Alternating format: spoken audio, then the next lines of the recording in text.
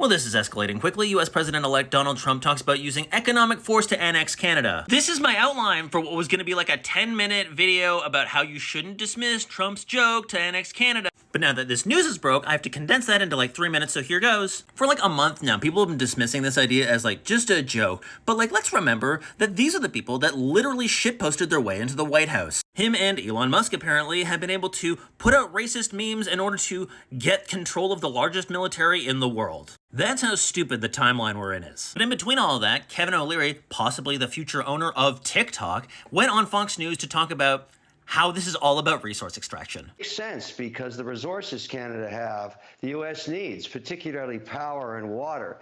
But you can create a union where you put together the things that matter, a common currency, a common passport, free-flowing trade across the border, particularly in energy.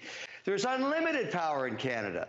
In political science, there's this concept called the Overton window, and it's basically what the public will accept as an idea. It goes from policy into the center, and then various ranges of what actually would be acceptable if proposed, and on the outside of that is like radical, and then unthinkable. In 1 month, we went from the idea of Canada being annexed by the United States as unthinkable to being acceptable by some, and possibly like 13% off the bat, which is a scary high. And Kevin O'Leary's job there was to bring that idea closer to acceptability with the idea of like, no, it's not annexation. We just want an economic union. But even me making this video talking about how this is a thing is making this idea more acceptable in the minds of the public just by sheer repetition. I'm part of the problem, and I hate that. So what resources does the United States want from Canada? The AI boom requires a lot of electricity and water, which we have. Want more cyber trucks on the road? They're gonna need a lot more lithium and cobalt, which we have. And of course, you can't forget about good old fossil fuels. Why buy the milk when you get the cow for free? But that only scratches the surface. This is about something much bigger. There's a reason why Cocaine Trump is in Greenland right now. And it's the same reason Trump just mentioned icebreakers. It's because for the first time in human history, the Arctic is about to become ice-free. This doesn't mean it's never gonna have ice, it just means that there are gonna be days in which there is no ice. And this could open up very short shipping lanes, because instead of having to go through the Panama Canal, you just go over the Arctic.